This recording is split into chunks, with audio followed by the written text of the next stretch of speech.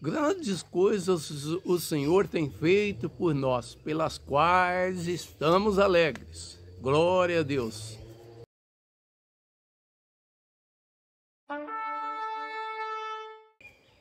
Em 2 Coríntios, no primeiro capítulo, no versículo 5, diz o seguinte: porque como as aflições de Cristo são abundantes em nós, assim também é abundante a nossa consolação por meio de Cristo.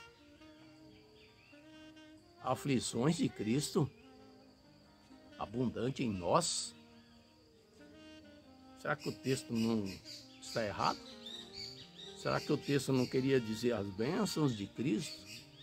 A alegria de Cristo? A grandeza de Cristo? Não, o texto está correto. A palavra do Senhor está dizendo que as aflições de Cristo, tanto quanto elas são abundantes em nós, também é abundante a nossa consolação. É interessante porque a gente observa, né, um evangelho moderno que existe por aí, onde é um evangelho triunfalista. É um evangelho em que a pessoa não passa por prova, não passa por dificuldade, não passa por tratamento, não passa por experiências. A vida toda é pautada em experiências. Certamente você se lembra de algum acontecimento que ocorreu com você e que por inexperiência você acabou sendo afligido, afetado por aquilo ali, mas que depois que você passou por aquela situação, você se tornou perito naquele assunto, sábio naquele assunto. Você não comete mais o mesmo erro, percebe? E aqui a palavra do Senhor está dizendo, porque como as aflições de Cristo são abundantes em nós, assim também é abundante a nossa consolação por meio de Cristo. Por meio de Cristo. Então, é lógico que nós não somos adeptos a um evangelho derrotista, um evangelho fechado, um evangelho truncado, um evangelho onde não há graça, um evangelho onde não há bênção, um evangelho onde não há prosperidade. Todavia, também não somos adeptos de um evangelho triunfalista, onde as pessoas não são provadas, não podem passar por prova. 2 Timóteo 2,15 diz: procura apresentar-te a Deus aprovado, como obreiro que não tem de que se envergonhar e maneja bem a palavra da verdade. Percebe? Para ser aprovado tem que passar por provas.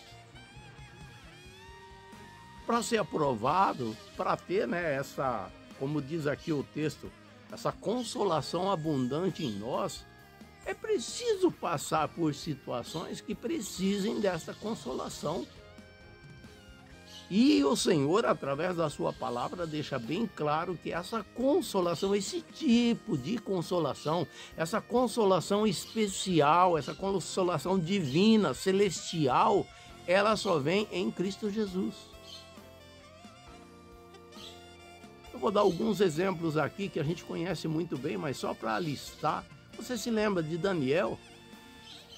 Ele foi, né, execrado por seus companheiros ali, não seus irmãos, né, na palavra de Deus, mas aquele pessoal que fazia parte ali da equipe, né, do governo, e criaram uma situação onde acabaram mandando ele para a cova dos leões. O Senhor não poderia ter livrado ele da cova dos leões? Poderia. Mas o Senhor livrou ele na cova dos leões. Percebe? O Senhor não livrou ele da cova, mas livrou na cova. Os seus outros companheiros lá, né? Azarias, Misael e Ananias. O Senhor não os livrou da fornalha. O Senhor os livrou na fornalha. eles adentraram, eles passaram, eles foram até lá dentro, eles foram no meio do fogo.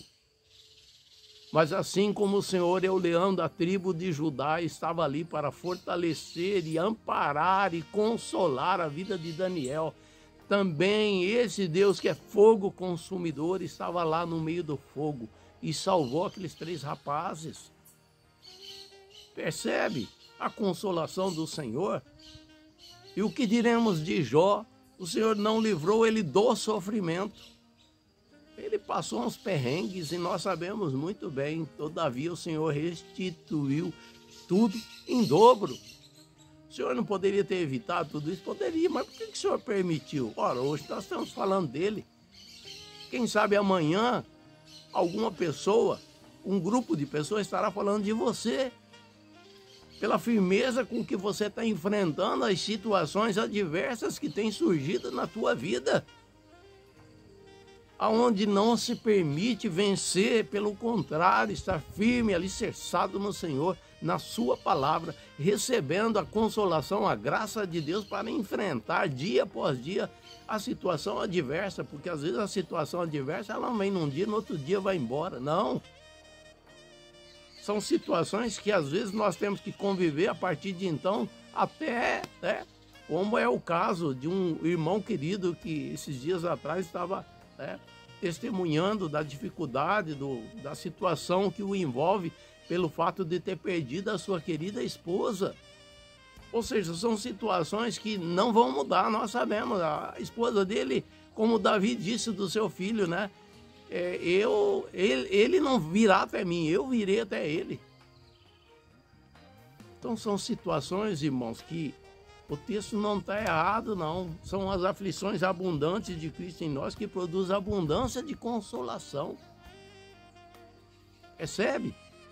Eu vou ler esse mesmo texto na Bíblia Viva, para você ver que conotação diferente, mas que ajuda a entender. Diz assim: podem estar seguros de que quanto mais suportarmos o sofrimento por causa de Cristo, mais Ele derramará sobre nós o seu consolo e o seu incentivo. Veja que palavra maravilhosa. Não é aquele evangelho triunfalista. Você não pode sofrer, você é filho do rei, você é filha do rei. Nós não deixamos de ser filhos do rei, mas enquanto estamos aqui, o próprio Senhor diz: no mundo tereis aflições, mas tem de bom ânimo, eu venci o mundo.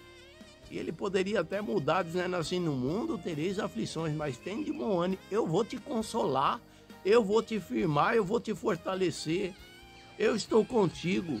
A palavra do Senhor deixa um texto que eu gosto muito, tá, né? Lá no Velho Testamento, depois é repetido lá em Hebreus. Jesus, né? A palavra de Deus, o Deus Todo-Poderoso, dizendo: nunca te deixarei, jamais te abandonarei. Meu Deus, é uma palavra muito contundente, uma palavra muito poderosa, uma palavra que fortalece a nossa caminhada. Portanto, meu irmão, minha irmã, se você está passando por uma situação, né, difícil, continue firme no Senhor, na força do seu poder. Se agarre à palavra do Senhor, se agarre ao consolo do Senhor, se agarre à liberdade que o Senhor traz, se agarre ao poder de Deus que é derramado em nossas vidas. A palavra do Senhor diz, né, que a sua bondade e a sua misericórdia nos seguem todos os dias. A palavra do Senhor diz que a sua misericórdia se renova logo pela manhã. Eu gosto sempre de frisar isso. A bondade e a misericórdia do Senhor está te seguindo todos os dias? Bom, segundo a palavra é assim, então faça uso dela. Faça uso dela. A misericórdia do Senhor se renova todos os dias? Amém, glória a Deus, é a palavra do Senhor. Mas você está fazendo uso dela? Precisamos fazer uso dela. Fortaleça no Senhor. Fique com essa palavra, medite nos textos e deixe o Senhor, a pessoa do Espírito Santo, encher a tua vida, te potencializar, te consolar, te edificar, te instruir, para que possamos ser, primeiramente, fortalecidos por esta palavra e também ser testemunhas desta palavra por outros que às vezes estejam passando por situações semelhantes. Amém? E amém. Fique com essa palavra em nome do Senhor Jesus.